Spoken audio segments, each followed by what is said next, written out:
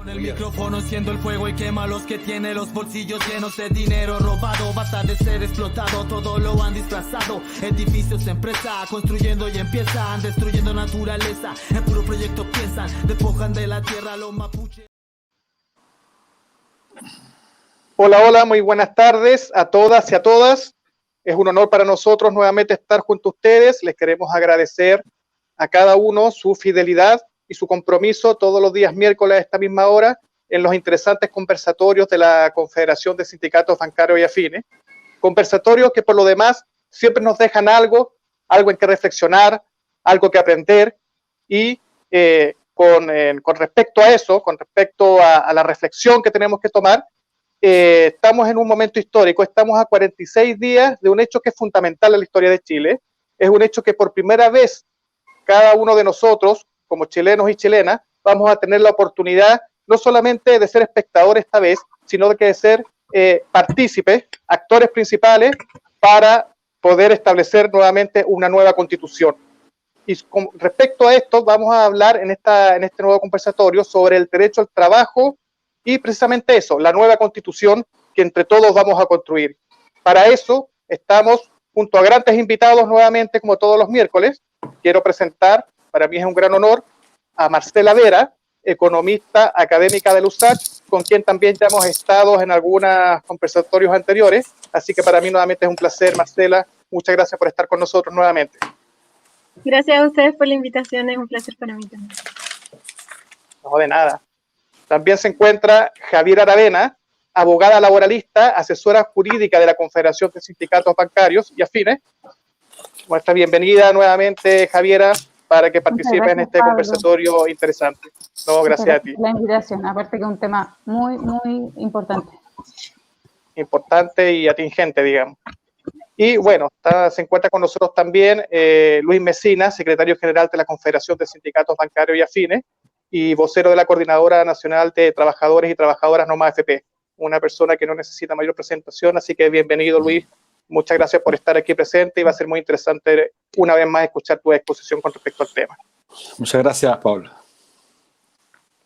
Sí, miren, vamos a empezar la conversación porque esto, el hecho puntual es curioso porque se generó básicamente a partir de la explosión social que vivimos en octubre pasado, y nosotros los movimientos sociales y sindicales habíamos salido durante muchos años, la Confederación Bancaria específicamente, a pedir más puntualmente la seguridad social, una restitución de la seguridad social.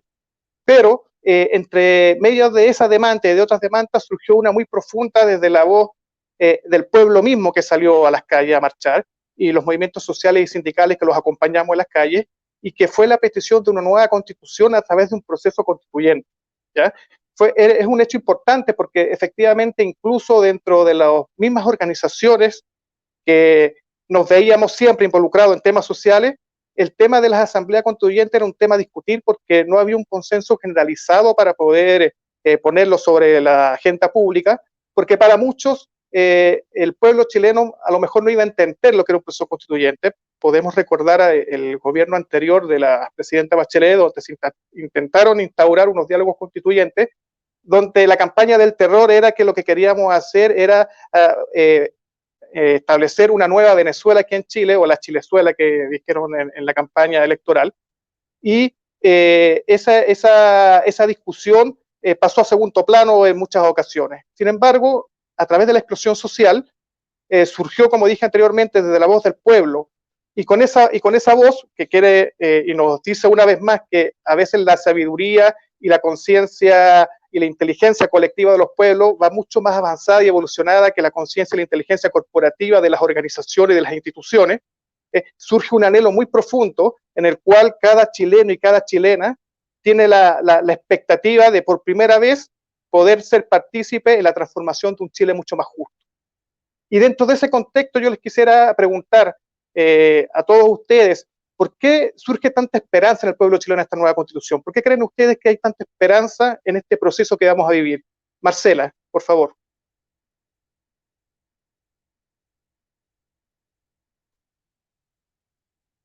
El micrófono, Marcela.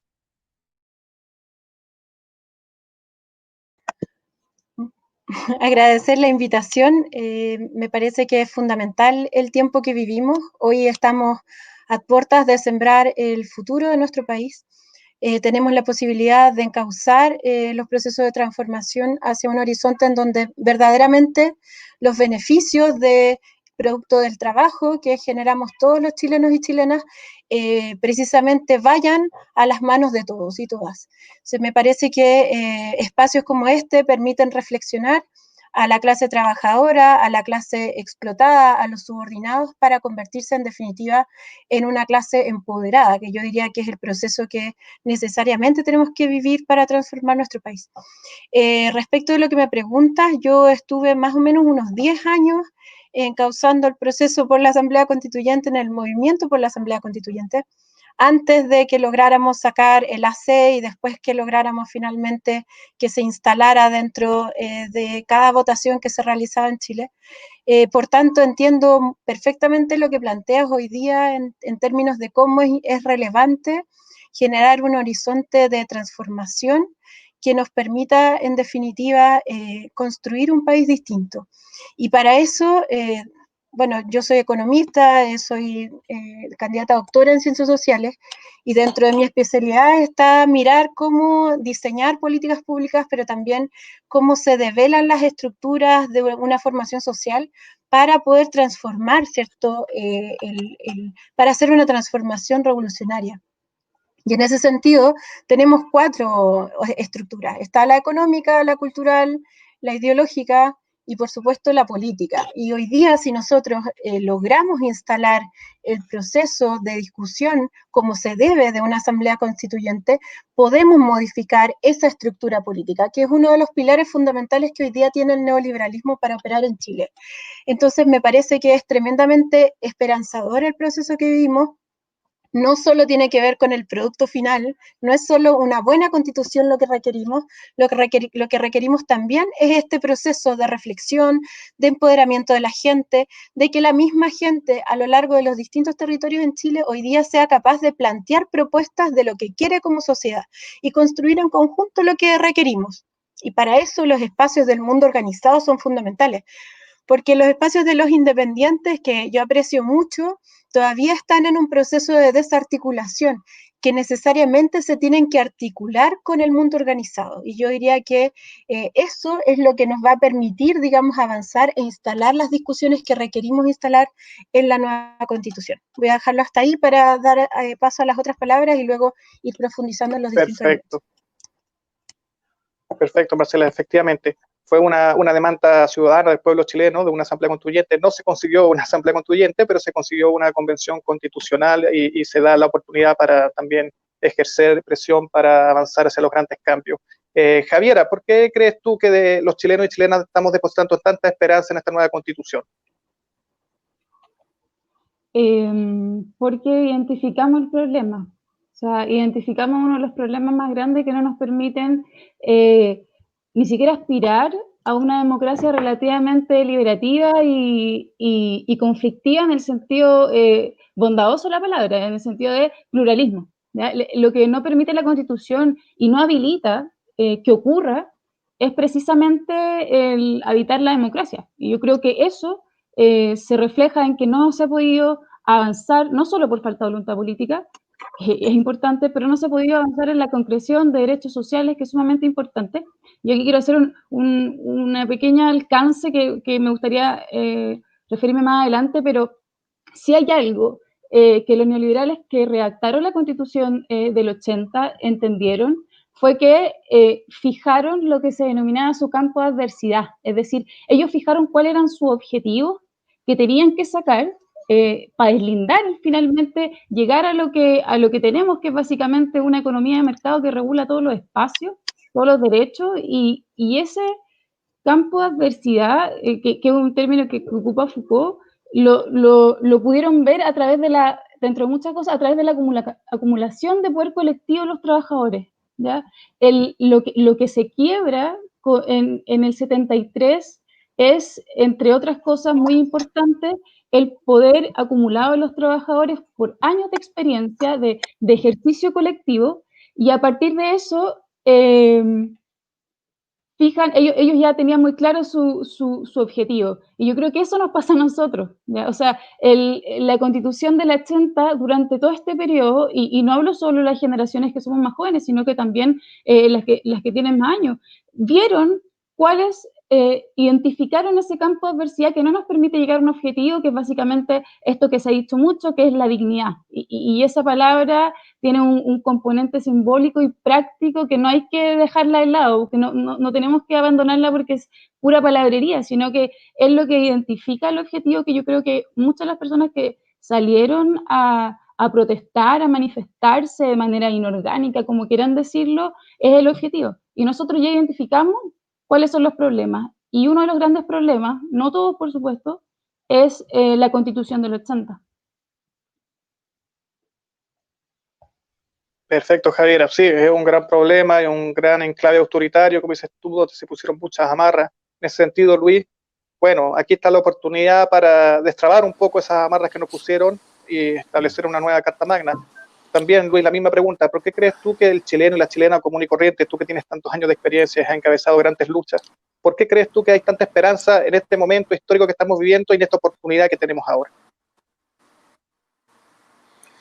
Sí, quizás la gente tiene esperanza en que una nueva constitución va a resolver casi mecánicamente las grandes demandas que la ciudadanía tiene, y eso no va a ocurrir de forma inmediata. Pero creo que la gente aprendió en estos 47 años, y en especial en estos últimos 30 años, que hay ciertos derechos que la ciudadanía ha venido demandando de manera persistente, y sin embargo el poder, de manera, yo diría también sistemática y sostenida, se lo ha escamoteado. Y esa es una expresión concreta de una lucha que existe en nuestra sociedad. Lo que tanto cuesta expresar en este país, la lucha de clases, es decir, una clase que es dueña de prácticamente todo el país, para decirlo en términos concretos y rigurosos, que es dueña de los medios de producción y de cambio, y un sector mayoritario que es dueño de su fuerza de trabajo. La lucha de clases no la inventó Marx. La lucha de clases es una constatación. Un sociólogo, cualquier sociólogo, en segundo año ya debiera tener clara que la sociedad está estructurada sobre la base de clases sociales. Y no un invento nuestro, es una constatación empírica, evidente, científica. Y el problema es que en este país, particularmente en el nuestro, se ha insistido por intentar, sobre la base de un discurso, resolver el problema objetivo, el problema material. Y eso no tiene solución. Porque la ilusión que descansa en el discurso sostenido y sistemático de la clase dominante por tanto tiempo puede adormecer, puede servir como un somnífero para que la gente no luche. Pero no es suficiente. Para que eso sea posible aplicar prácticamente, hay que tener ciertos sujetos que jueguen el rol de intermediación entre el poder y la sociedad común y corriente. Y esos son la clase dirigente, esta casta dirigencial, que se expresa en los partidos y se expresa en los sindicatos, en instituciones del Estado, en instituciones de este régimen decadente, organizaciones sindicales que no cumplen el rol para el cual fueron mandatados, partidos políticos que no cumplen con el rol de defender mínimamente ciertos derechos e intereses, y por lo tanto la sociedad está en una profunda crisis, y lo que se está, yo diría, develando en nuestro país, una lucha sin intermediación, que es lo que ocurrió el 18 de octubre. Creo que ese es uno de los elementos distintivos.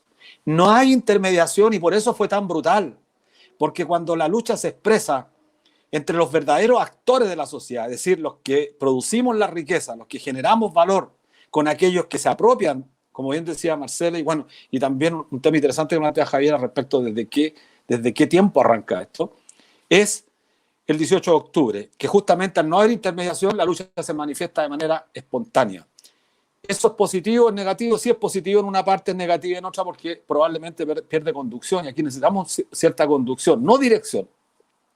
Quiero precisar esto porque, si bien es cierto, se pueden entender como sinónimo en la lucha política, la dirección tiene una connotación vertical. Y creo que lo que la gente también, no solamente en Chile, en todo el mundo está reclamando es más participación. Entonces no quiere concepciones verticales. Es el viejo estalinismo traducido en distintas prácticas deformativas. Y que los sindicatos de alguna forma también, no en la misma dimensión, las desarrollaron, las deformaron. o las desarrollaron de forma porque venían de los partidos producto de la dependencia de los sindicatos de los partidos. Y termino. ¿Por qué es tremendamente relevante que abramos el debate desde el mundo del trabajo? Porque el golpe de Estado no fue contra los partidos políticos. Esto es una tesis que yo defiendo y que la comparten muchos, no todos, pero por supuesto muchos. El golpe de Estado fue contra los trabajadores que habían logrado después de muchos años y particularmente después del 70, habían logrado hacerse de muchos derechos consagrados en derechos no solamente jurídicos, sino que económicos fundamentalmente, que situaban al mundo del trabajo en una dimensión de mayor igualdad frente a su eterno y estructural enemigo. Y eso planteaba estar a las... Bueno, fue el socialismo a la chilena, para que lo digamos claramente, si estamos 50 años, y que desgraciadamente no hemos tenido tiempo para analizar los logros, los defectos, los aciertos que se produjo en ese periodo de los 1000 días. Entonces, recuperar eso hoy día parece tremendamente relevante y por eso creo que lo que está hoy día en juego es una disputa, no está todo ganado. Yo soy de los que cree que este partido tiene dos tiempos, uno se termina el 25 de octubre, que hay que ganarlo y ahora lo vamos a ganar. No sé si el segundo tiempo ellos nos reviertan el partido y lo terminen ganando por goleada. ¿Por qué? Porque existen los triunfos a lo pirro y podemos ganar como ganamos el 88 con el no, y esto lo repito en todas partes, y triunfó la política del sí. Entonces tuvimos 30 años con la política del sí. Bueno, pero esos son los desafíos, creo que es relevante que tengamos aquí a Marcela y a Javiera, porque una mirada de distintas ciencias sociales, pero re importante, una mirada desde la ciencia económica y otra de la ciencia jurídica, son relevantes para que terminemos la ciencia política. ¿Sí? Así, y qué duda cabe que el golpe de Estado del 73 efectivamente fue contra los trabajadores y trabajadoras. Bueno, la prueba está en que los derechos sociales y todos los beneficios que tenían los trabajadores se retrocedieron absolutamente y se perdieron en su totalidad.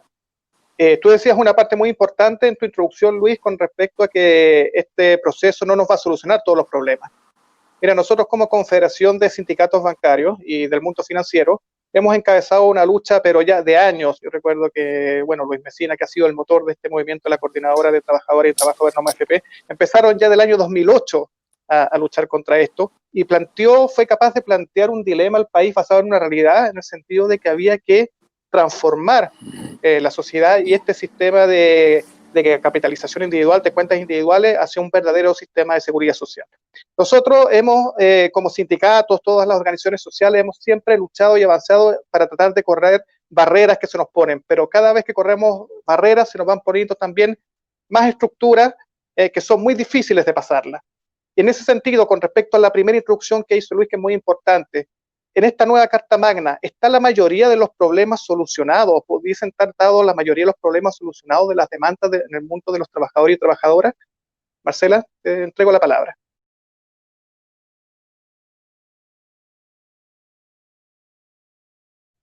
El micrófono, por favor, Marcela.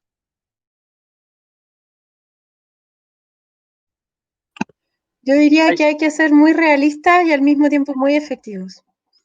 ¿Y por qué digo esto? Porque coincido con las lecturas que han hecho todos respecto de que es muy importante considerar lo que va a ocurrir en el plebiscito ahora en octubre como simplemente un avance que además no se condice con lo que merecíamos como pueblo, no se condice con la lucha que se produjo, ¿cierto? No solo en octubre, sino que durante todos estos años, todos estos 40 años, no solo los 30 años, y que interpelaban que requeríamos una constitución basada no solo en los principios que nos tienen que gobernar para redistribuir la riqueza, sino que también el poder.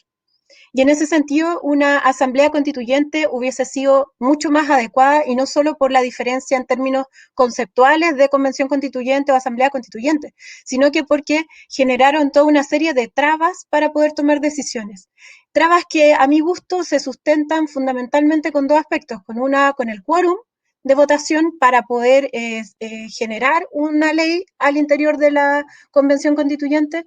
Es un quórum tremendamente alto para hacer transformaciones. Tendríamos que ganar más del 66%, más de, ojalá el 70% de los cupos para poder hacer transformaciones reales y no tener que, entre comillas, negociarla con los sectores neoliberales. Entonces, a mi gusto, va a ser una constitución que va a tener principios todavía que puedan ser como pensados transversalmente y dentro de los márgenes del neoliberalismo. No obstante, creo que igualmente es un avance en términos de ir generando las discusiones necesarias para poder ir transformando nuestra sociedad. Creo que el horizonte que tenemos que tener es un horizonte en donde sentemos las bases del derecho, y coincido con lo que plantea Luis respecto al tema. No solo tenemos que custodiar el derecho a la protección del trabajador, ¿cierto? Los derechos jurídicamente que son, digamos, planteados por la clase trabajadora, sino que además hay que fortalecer que se condigan esos derechos con medidas económicas reales. No puede ser que hoy día en Chile tengamos un salario mínimo en torno a los 300 y tantos mil pesos. O sea, no es factible todo, no, ¿cómo es posible que en nuestro país no sea factible que podamos dar una discusión sobre un ingreso que sea el que nos garantice la satisfacción de las necesidades y que ese sea el ingreso mínimo? Todavía nosotros no hemos dado esas discusiones. En otros países son discusiones que ya están implementadas hace mucho tiempo y no ha sido por falta de recursos. Nuestro país no es Haití. No es un país pobre donde no tiene recursos importantes, en donde no hay un sistema institucional que pueda administrar esos recursos. No es así. Nuestro país tiene la capacidad de generar recursos, pero además necesita necesariamente no solo voluntad política. Yo creo que a Chile le faltan nuevos actores que conduzcan en definitiva el proceso político de una forma distinta, basada en una participación democrática, pero además que defienda los derechos de la clase trabajadora. Y en ese sentido, lo que planteaba Luis respecto de la conciencia de clase, yo creo que es muy importante. Cada vez que elijamos una autoridad, tenemos que saber ¿qué está defendiendo? Si está defendiendo los intereses de la clase, no solo los trabajadores que están en una peor situación, de los profesionales, de los campesinos, de los indígenas, de las mujeres, ¿cierto? De los adultos mayores. Hoy día todos esos grupos conforman, ¿cierto? Lo que uno podría denominar la clase explotada o los subordinados. Por tanto, tenemos que ser capaces de tener liderazgos que nos permitan influenciar y ejercer la política desde otro lugar. Yo creo que la apertura que nos da este espacio constitucional avanza en ese sentido y por lo tanto, por supuesto que es una oportunidad que necesariamente tenemos que aprovechar. Muy importante, Marcela, tu comentario. Javiera, desde el punto de vista jurídico, ¿qué piensas tú? ¿Cuáles son los verdaderos derechos que nosotros podíamos dejar ahí impregnados en la Constitución? ¿Qué crees tú jurídicamente? Mira, la importancia del derecho al trabajo es que es un concepto súper rico, porque, y en esto quizás no es tan bueno para el live, pero quiero leerles un poquito qué significa el derecho al trabajo, ¿ya? Y es un derecho humano fundamental por el que toda persona tiene derecho al trabajo, a la libre elección, a condiciones equitativas y satisfactorias de trabajo, a la protección contra el desempleo, sin discriminación, con igualdad salarial, remuneración digna, protección social y derecho de sindicación, ¿ya? O sea, es un bonito sueño para nosotros, ¿ya? Porque en Chile hablar de derecho al trabajo es una... Importan mucho las palabras acá, porque básicamente es lo único que tenemos para defendernos frente a las vulneraciones. Ya lo vimos, ¿te acuerdas, Liz, cuando fuimos al Tribunal Constitucional a defender el concepto de derecho a la seguridad social? Es decir, está constituido por principios, solidaridad, suficiencia, universalidad, etcétera, porque es lo único que nos queda. Porque estamos en una institucionalidad diseñada para no satisfacer esos derechos. Por eso a los continuadores y defensores de la Constitución del 80 no le interesa si cumple su función de goce de derechos o de derechos sociales, porque para ellos ese no es el objetivo de la Constitución.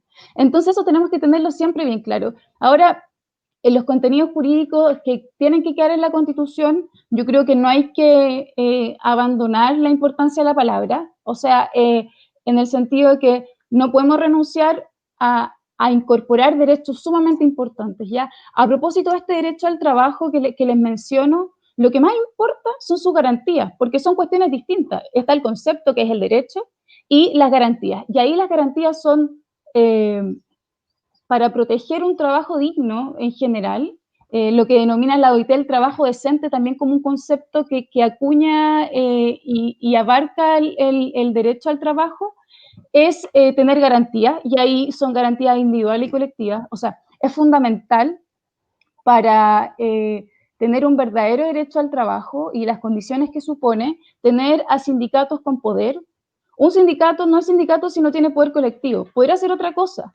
¿Ya? Y con sindicato no me refiero a la expresión de sindicato empresa, sino que a un sindicato de organización superior, ¿ya? Y ahí se tiene que satisfacer, en la Constitución se tiene que dejar establecido que hay derecho a la negociación colectiva a todo nivel, que hay derecho a la sindicalización, a la libertad sindical, a la autonomía sindical, que lamentablemente la Constitución del 80 lo malentiende, como que la organización sindical no puede o le está vedado el trabajo político, que es una cuestión que incluso muchos sindicatos que, como bien decía Luis, sindicatos que son privilegiados en el sentido de las condiciones comunes de los trabajadores, a veces se compran mucho estas directrices de la Constitución del 80 que los separan de su importancia como actor político, ¿ya? Y básicamente se transforman en un grupo de defensa de intereses privados y además un gran tema porque nosotros lo vemos diariamente, que es la estabilidad en el empleo. ¿Por qué se los digo? Porque un trabajador que no tiene derecho a su puesto de trabajo, a no ser despedido de manera arbitraria, no le va a interesar en general, por ejemplo, meterse y participar de la actividad sindical, porque siempre va a estar el fantasma de que te puedan despedir. Miren, y no solo en materia sindical, sino que también el ejercicio de otros derechos. Por ejemplo, les cuento ayer, no les voy a decir quién porque no les pregunté si podía especificar quiénes son, pero ayer trabajadores que teletrabajaban fueron despedidos verbalmente porque se negaron a suscribir un anexo de contrato de trabajo que le daba más funciones y le disminuía la remuneración. 2 trabajadores dijeron que no lo iban a firmar, otro trabajador dijo, miren, ¿saben qué? Denme un tiempo para ver si lo firmo, o sea, derecho al tiempo, me pone esto y básicamente fue todo o nada, y a partir de eso los despidieron. ¿Y cuál es lo más terrible de la no garantía de la estabilidad en el empleo en general? Porque sabemos que los aforados son los que quienes gozan de fuero sí tienen derecho a la estabilidad en el empleo. Pero ¿cuál es la consecuencia de esto? Que es irreversible. Que estos trabajadores que despidieron ayer, en esta circunstancia súper grave, probablemente no tengan la posibilidad de volver a su trabajo, salvo que el sindicato pueda hacer algo, pero con efectividad, porque ellos pueden tener mucha voluntad, pero si no convencen al empleador o no ejercen la presión suficiente para que vuelvan, eso se juridifica y a lo que más van a poder aspirar es a una indemnización. ¿Y por qué es importante? No hay reintegro. No hay reintegro, porque el despido en Chile es pagado, o sea, es tasado. Tú puedes despedir a quien tú quieras, salvo si son aforados, y eso no es compatible con el derecho al trabajo, ¿ya? Y acá, cuando yo planteo esta idea, y la plantean muchos más, dicen, oye, pero ¿qué trabajador va a querer volver al trabajo? Pero es que no se trata de eso, porque cuando tú le garantizas a un trabajador que frente a un despido arbitrario tiene la posibilidad de reincorporarse o irse con una indemnización, lo que está haciendo es reapropiarlo de su derecho al trabajo. Esa porción, esa decisión ya no queda depositada en el empleador. Por eso es tan terrible cuando se plantea la readmisión, porque el empleador pierde una cuota de poder sumamente importante. Entonces, es muy importante lo que dice. Es súper importante, creo yo, que ese tipo de cuestiones, por supuesto que no van a quedar en la Constitución, Por supuesto que no va a quedar en la Constitución que el despido ilegal supone el reintegro, porque eso es parte de la legislación que fluye en la Constitución. Pero la Constitución sí tiene que dejar claro cuáles son los valores en materia de derecho al trabajo, el poder de los trabajadores, su protección, y a partir de eso, lo que ya todos dicen de la parte orgánica o la organización del poder, que es la sala de máquinas, ¿no? Que es garantizar que esos cambios legislativos, porque nosotros necesitamos cambios legislativos en materia laboral, es una materia urgente. Lo sabemos porque somos presos Javier. Es fundamental. Entonces, bueno, no me extiendo más, pero el derecho al trabajo y la garantía explícita de derechos colectivos, que es la única manera en que los trabajadores se enfrentan al empleador. Muy pocos se enfrentan individualmente al empleador, eso lo saben ustedes mejor que yo. Así que la Constitución tiene que tener en ese sentido, Javier, has tocado un tema fundamental y te quiero preguntar a Luis, bueno, ya que tocaste el tema, que es importantísimo. Primero, Luis, volver también un poco a la pregunta anterior, según tu experiencia, ¿cómo nosotros podríamos tal vez plasmar en el texto de la nueva Constitución el garantizar el derecho a una seguridad social verdadera?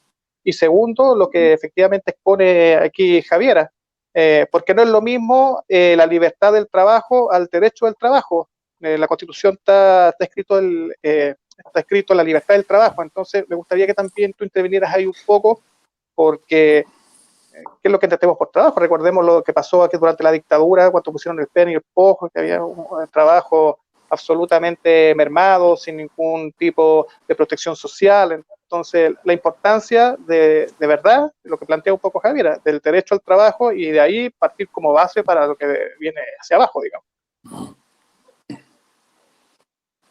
Sí, bueno, yo creo que lo que tenemos que tratar de construir una suerte, bueno, la Constitución es como una pirámide, y lo más importante que debe quedar plasmada en esta nueva Carta Fundamental es qué entendemos nosotros por un Estado garante de derechos. Es un Estado garantista respecto de un Estado subsidiario como existe acá. Pero antes de resolver ese tema, creo que tenemos que ir a problemas más de fondo, y tenemos que hacer el esfuerzo en estos paneles por intentar generar capacidad analítica mucho más profunda. El trabajo y los trabajadores y sus organizaciones que han sufrido, yo diría, la decadencia producto de que no han podido resolver un problema central, y que es la derrota que nos impulsó, que nos generó, yo diría, el establecimiento del plan laboral, particularmente el año 79, y que después al año siguiente lo plasma en la Constitución del 80, y a fines del 80 a través del decreto ley 3500 que acaba con la seguridad social en Chile. Es decir, una estrategia pero tremendamente elaborada, no fue una cosa espontánea. Por eso siempre hemos dicho algunos que la dictadura chilena, a diferencia de las dictaduras de América Latina, esta fue la más brutal, no en tanto víctimas de violaciones de los derechos humanos. Argentina tuvo 30.000, nosotros cerca de 3.000, sino en el cambio estructural que generó. Cambió la arquitectura jurídica, política, económica y social. Y aquí quiero referirme a una cosa que me parece relevante, porque cuando los trabajadores, los ciudadanos encuentran que la contradicción fundamental es que la salud, la educación, el trabajo no están garantizados como derechos, sino que más bien como libertades, libertad de enseñanza, libertad al trabajo, libertad de emprendimiento, libertad de educar, etcétera, etcétera, libertad de enseñanza, es porque justamente ahí arranca uno de los principios fundamentales de la ideología dominante que impuso la Constitución, que es el liberalismo. Porque el liberalismo exacerba esta suerte de relevar a un nivel de importancia a la libertad. La libertad contraponiéndola a la justicia, es decir, la libertad ante esta suerte de demanda que la ciudadanía y particularmente los trabajadores exigen para que la desigualdad no sea justamente lo que les permita vivir en condiciones de absoluta, yo diría, indignidad, a propósito de la palabra. Entonces, cuando se configura la nueva estructura jurídica, que el ataque es a los trabajadores, fundamentalmente en la sociedad capitalista, porque el empleador lo que quiere es arrancarle al trabajador, no le quiere arrancar al ciudadano común y corriente. Creo que esa hay que hacer una distinción. ¿Y por qué le quiere arrancar al trabajador y a la trabajadora? Porque somos los generadores de riqueza. Y entonces, como el liberalismo entiende como dogma de que una sociedad para que crezca tiene que generar riqueza, y esa riqueza tiene que estar determinada por la libertad, particularmente por el derecho de la propiedad, para que los emprendedores tengan absolutamente todo a su disposición, es que estableció libertades y no derechos. Y esto está en la filosofía, fundamentalmente, en la escuela austriaca, que son los que dan el sustento filosófico a toda esta concepción monetarista de la historia. Y por tanto, la exigencia, y esto se plasma, mira, se plasma también en el plan laboral de 79 que remitió el marco de la estructura sindical solamente a la empresa y atentó contra la libertad al permitir la proliferación de organizaciones sindicales con 25 personas, es decir, una cantidad impresionante de fragmentación. La fragmentación arranca de la propia institucionalidad, pero además limitó el ámbito del accionar de la negociación colectiva al campo de la empresa. Con eso prácticamente limitó la herramienta. Y además, yo diría, caricaturizó la huelga, porque la huelga es un derecho fundamental. En la libertad sindical solamente se entiende cuando existe la posibilidad de negociar fuera de los marcos de la empresa y cuando además la posibilidad que los trabajadores declaren y decreten la huelga en cualquier momento de las relaciones laborales es un derecho fundamental que en este país está absolutamente conculcado y que se consolidó con la última reforma de la presidenta Bachelet, que fue un retroceso mucho más grande que lo que había hecho José Piñera Echenique. Entonces, estamos frente a cuestiones que son fundamentales. La negociación por rama es justamente una de las demandas más importantes, porque permite que los trabajadores adquieran poder. Y cuando Javiera se refería a ese caso particular de, claro, el reintegro, tiene que ver con esa lógica que se instaló en la conciencia nuestra. Mira, cuando los empresarios han insistido tanto en que no se justifica tener indemnización por año de servicio, yo creo que los tipos son coherentes con la filosofía que anima su estrategia de las relaciones laborales, porque ellos entienden el trabajo no como un derecho, y como no es un derecho, entonces la indemnización no se justifica. Contrario censo, solamente se justifica indemnizar, es decir, reparar, revertir un daño cuando se ha producido. ¿Y cuál es el daño que se ha producido? La pérdida del trabajo, pues.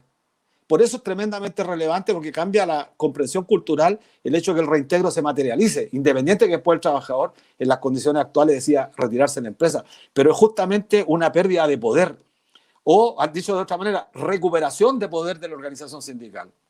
Y por tanto, en la nueva constitución lo que tendríamos nosotros que instalar es una discusión más a fondo. Nosotros necesitamos hacernos preguntas con sentido. ¿Qué tipo de Estado queremos construir? ¿Cómo se va a organizar política y territorialmente nuestro país? ¿Vamos a seguir siendo un país de regiones que Pinochet las desarrolló con un lápiz a la pinta de él? ¿O vamos a generar un Estado descentralizado, un Estado federal, por ejemplo? ¿Por qué en Chile tiene que seguir existiendo esta lógica del Estado unitario dominado por la oligarquía y los sectores pudientes de este país? ¿Por qué? ¿Alguno de ustedes o alguno de los que nos escucha se ha preguntado alguna vez por qué tenemos 16, 17 regiones en este país? ¿Quién dijo? ¿Saben la paradoja? Que en la región del Biobío y en la Araucanía hay una provincia, que es la provincia de Arauco, que está más al sur que la provincia de Malleco, que está al norte, y sin embargo la Araucanía está mucho más al sur que la provincia de Concepción, del Biobío. Esto es por una decisión estratégica. Entonces, todo eso. Necesitamos eso, escribirlo en una nueva carta, disculpa. Eso. Sí, no, está muy bien, Luis. Y todo eso lo que tú dices representa una estructura creada a propósito para generar la enorme desigualdad que hay en Chile en todo sentido.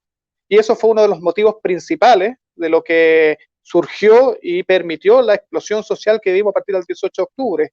La desigualdad en todo ámbito de cosas. Aquí en Chile, por ejemplo, la mitad de los trabajadores recibe un sueldo inferior a los 400.000 pesos, en cambio el 1,2% de los chilenos tienen un ingreso por sobre los 3 millones de pesos. En el mundo financiero, en la banca, esa brecha que se establece salarial es mucho mayor con respecto al que gana menos, con el que gana más, con el gerente general, con los gerentes comerciales. En ese sentido, Marcela, ¿cómo nosotros podemos enfrentar esta desigualdad y corregirla en la nueva Carta Magna que vamos a crear?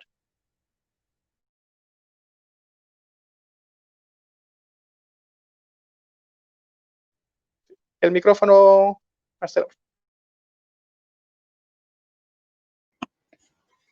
Sí, me parece muy relevante que la voz de los trabajadores esté habilitada. De mi audio. Que no solo se haga escuchar, sino que también genere mecanismos adecuados a través de la Constitución para que las autoridades electas sigan los mandatos de la voz popular. Y si no, que se generen revocatorios. A mí me parece que esa figura nos permite generar cierto control sobre las autoridades, porque vemos que en todos los ámbitos, lamentablemente en todos los sectores políticos, hoy en día convertidos en partidos, han de alguna forma traicionado la voluntad popular. Entonces, mi preocupación es cómo finalmente vamos generando referentes políticos que se condigan con lo que está demandando la ciudadanía en las calles. Me parece también que en función de generar esta redistribución, si nosotros tenemos una opinión y podemos tener un modelo perfecto a nivel económico y eso no se va a condecir con lo que van a diseñar y ejecutar las autoridades, muy lamentablemente eso no va a poder realizarse. Entonces, por eso pongo ese marco, digamos, de la discusión. Lo segundo tiene que ver con, yo creo que dar una discusión más profunda de cuáles son las riquezas que tiene este país. Hoy día el cobre sigue siendo nuestra principal fuente de ingresos. Y a mi parecer, yo diría que el mundo del trabajo tiene que permearse más con ese sentimiento, ¿sí? De defensa sobre todo de nuestros recursos naturales, pero que también son no renovables, que están hoy día en manos de las transnacionales y que muy lamentablemente ni siquiera pagan impuestos y por supuesto generan zonas de sacrificio cada vez mayores en tanto en extensión como en cantidad. Creo que tenemos que dar una discusión sobre qué hacer con nuestro cobre. ¿Lo vamos a renacionalizar? ¿Vamos a renacionalizar hoy día las aguas? ¿Vamos a renacionalizar el litio? ¿Qué valor agregado le vamos a dar?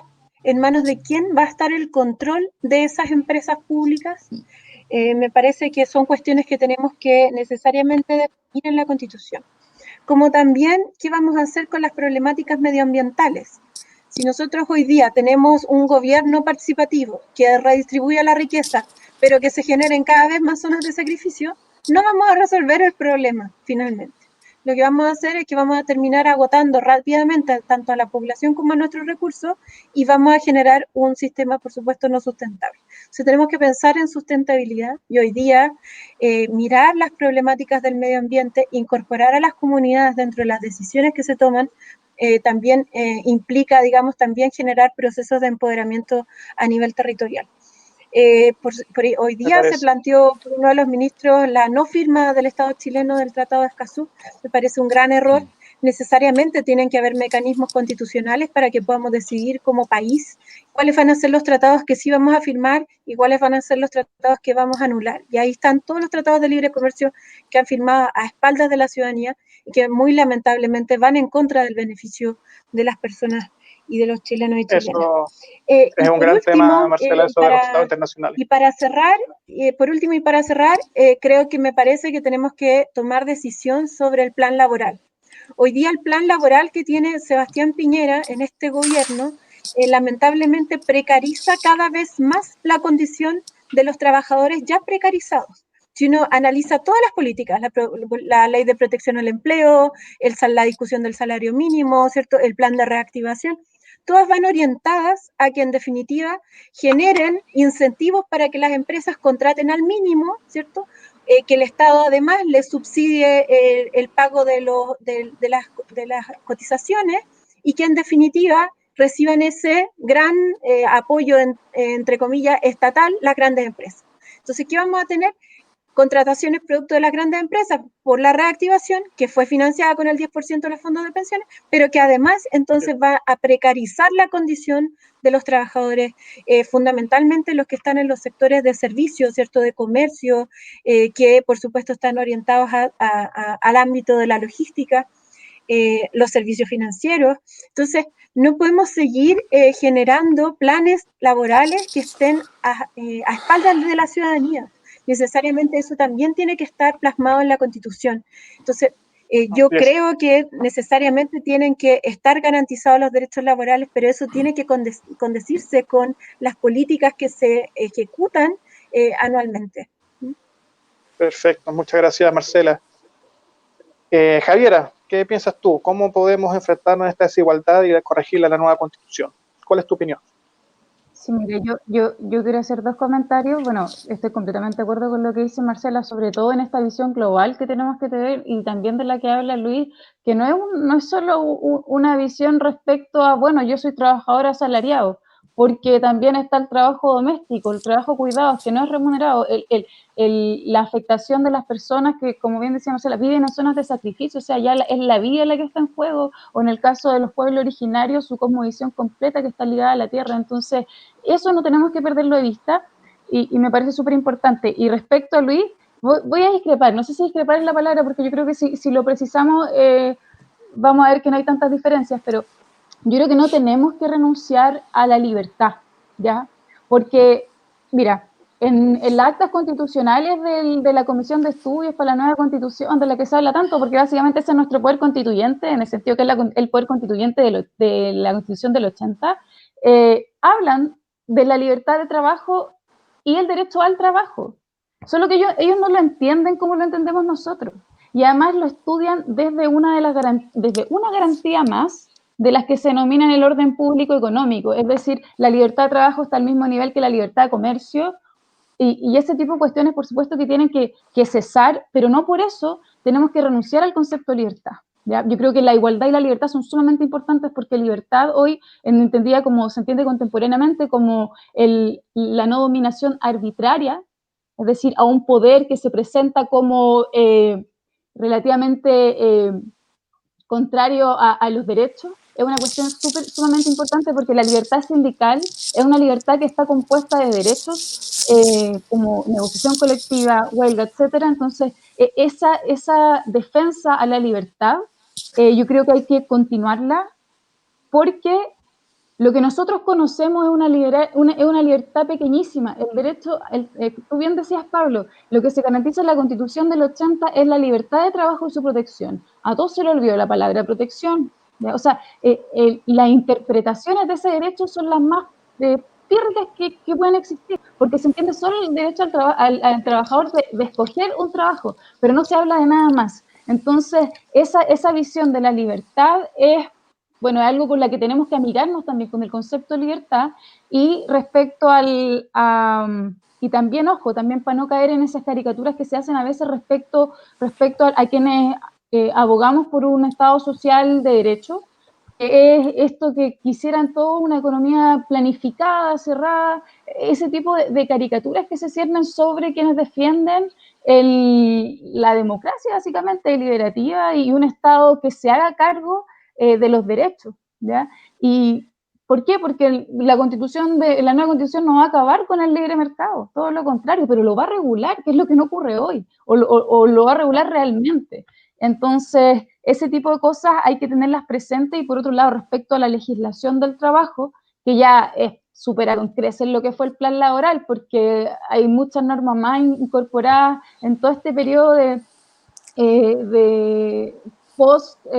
de gobiernos democráticos, en el sentido de electos democráticamente, que obedecen a una demanda que es constante, y sobre todo ahora se ha visto, y ya es grosera. Estos últimos días economistas salió hablando sobre que necesitan más flexibilidad, ¿ya? ¿Por qué? Porque lamentablemente en este país y en general, pero sobre todo acá, la flexibilidad que demanda la empresa siempre va a suponer, siempre va a exigir disminución de derechos de parte de los trabajadores, ¿ya? Y la flexibilidad en Chile es total, o sea, hay flexibilidad en los modos de contratación, en las condiciones laborales, al punto que ya la flexibilización llega a que trabajadores no se les reconocen como tales, no se les reconoce esa calidad de trabajadores, se les habla de económicamente dependientes, etcétera, utilizando también, incluso se le habla hasta de emprendedores, o sea, trabajadores que están en esa situación de subordinación.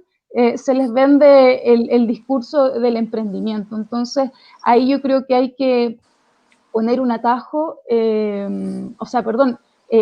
limitar la apropiación de la flexibilidad, porque también es una apropiación de los empresarios, porque ahora, cuando la cuestión es al revés, cuando, por ejemplo, los teletrabajadores necesitan que se adecúen sus jornadas a los tiempos domésticos, que básicamente están criando, están realizando labores de cuidado, entonces, por supuesto que no pueden trabajar 8 horas continuas. Bueno, cuando la flexibilidad la reclaman los trabajadores, parece que es desoído. Entonces, la legislación del trabajo precisamente tiene que ver con, creo yo, con barrer con el plan laboral, sobre todo con ciertas monedas de cambio de las que hablan algunos profesores, que es, por ejemplo, el tema del fuero, que es un gran tema, porque cuando se avance, lo último, cuando se avance en la libertad sindical y la negociación ramal, van a tener que haber denuncias de parte del movimiento sindical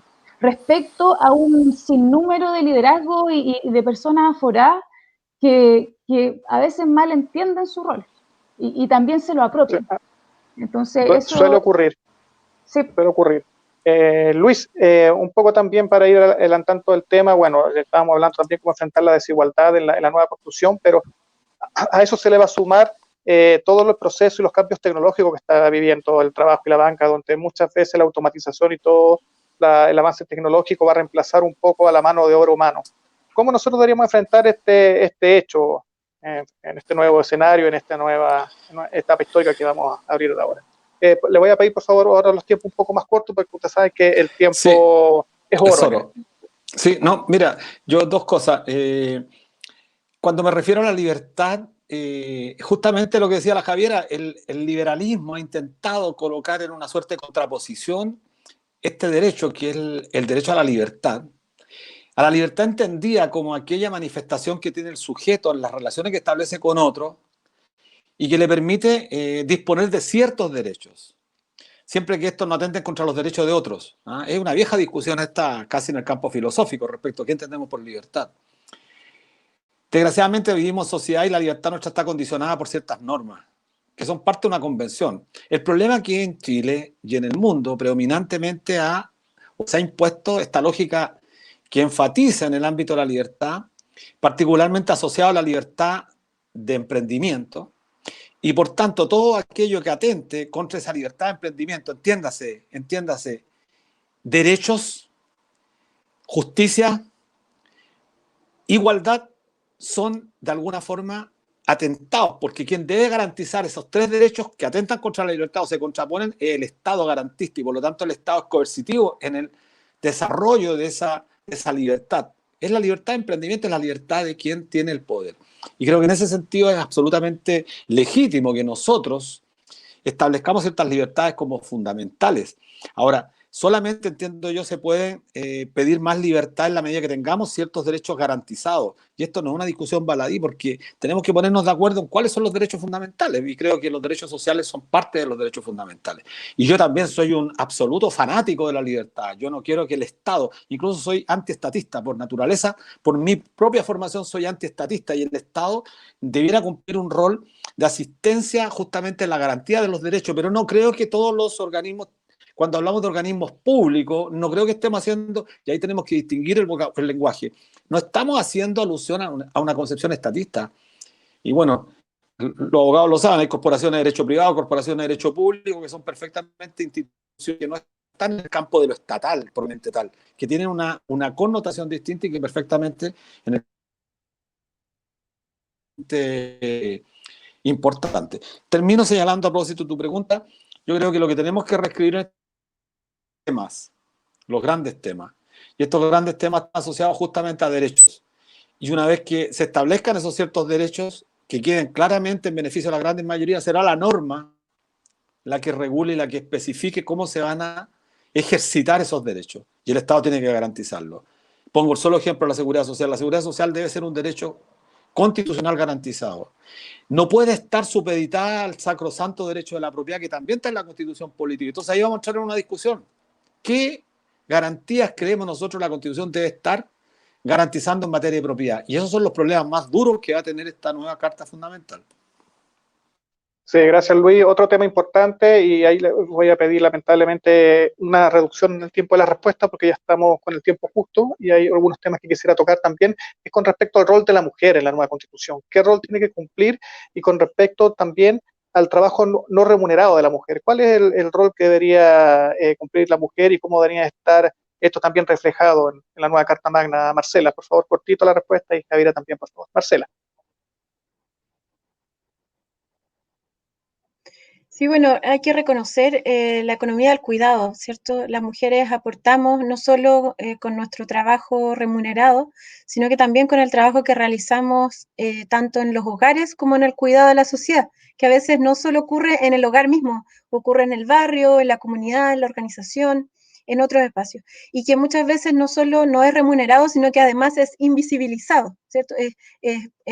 No es legítimo, ¿sí?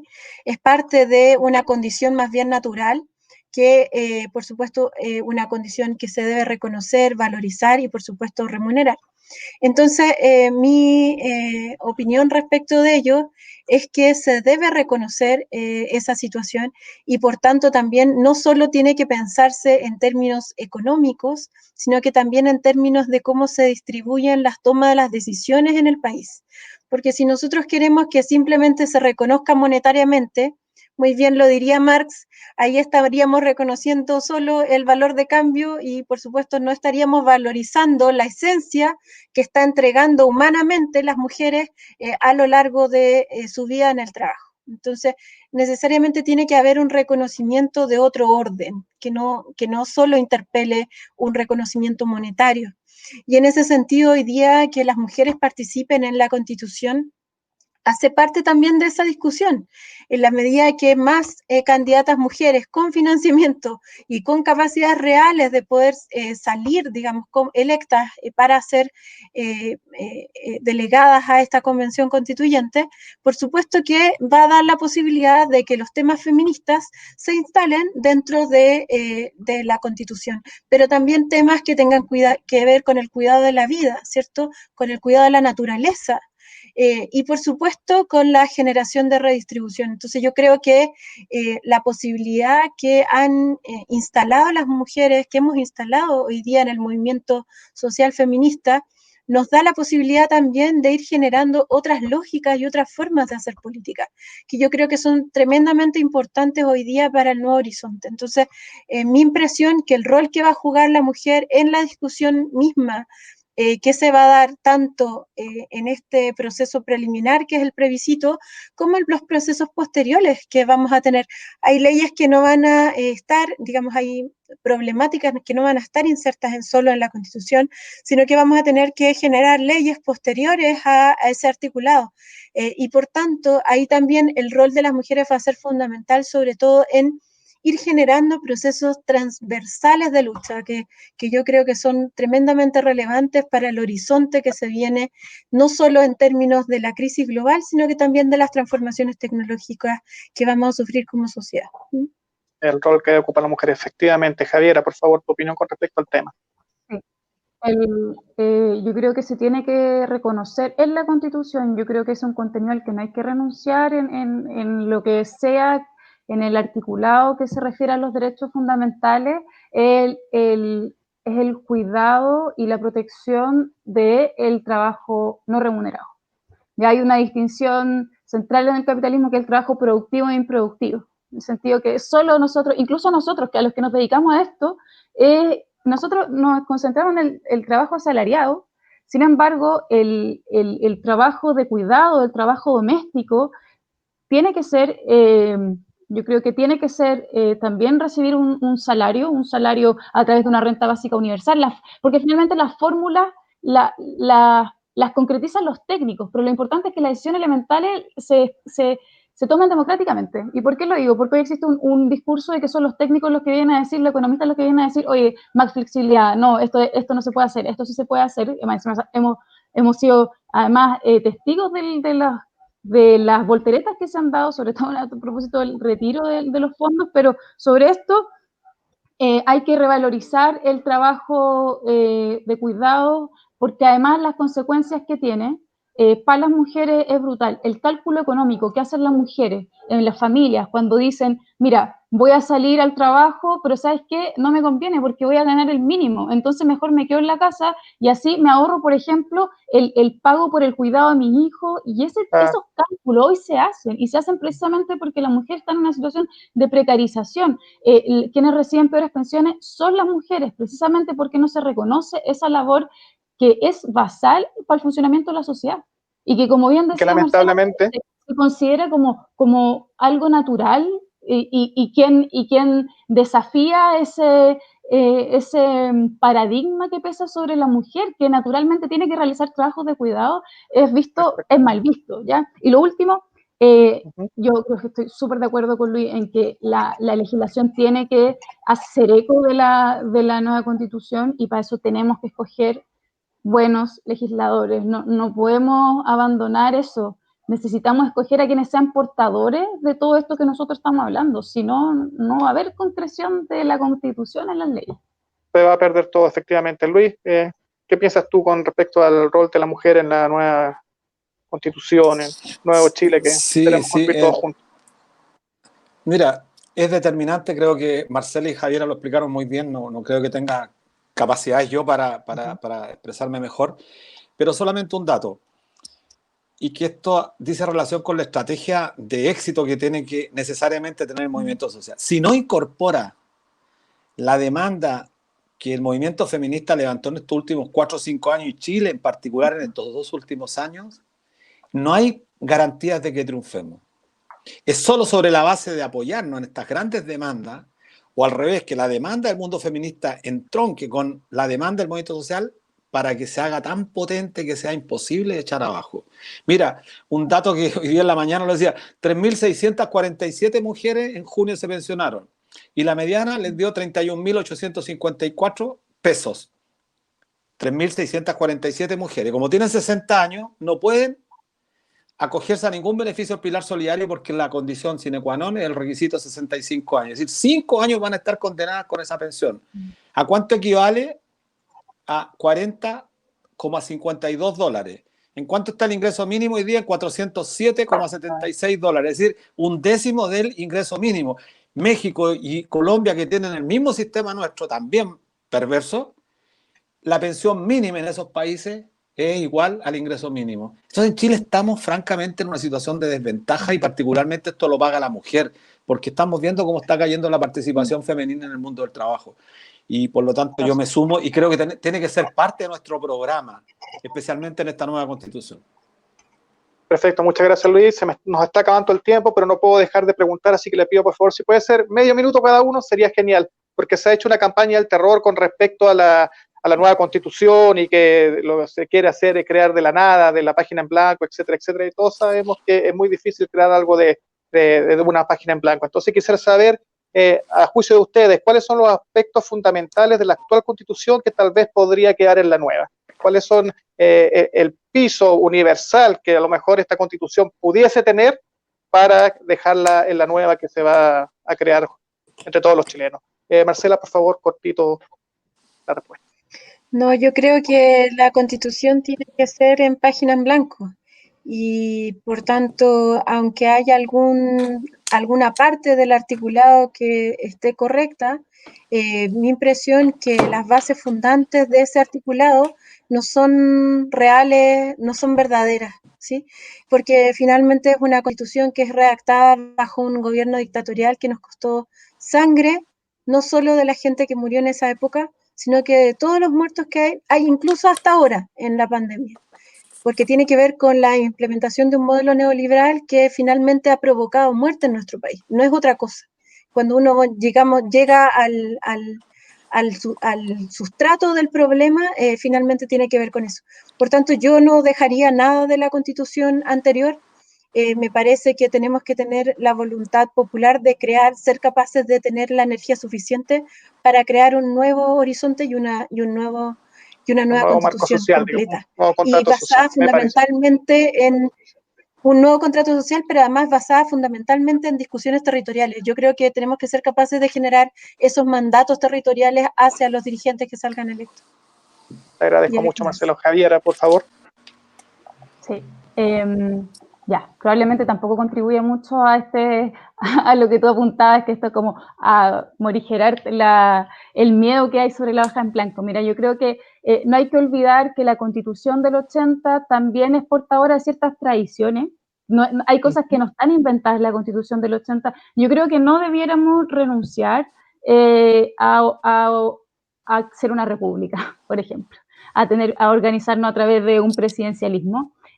Yo sí creo que, y por ejemplo, yo considero que tenemos que seguir siendo un Estado unitario, pero con autonomía regional y territorial, ¿ya? Pero por un tema precisamente de tradición constitucional, sería muy difícil implementarlo, creo yo. Y una segunda cosa, dicho eso, yo creo que todo lo demás es hoja en blanco.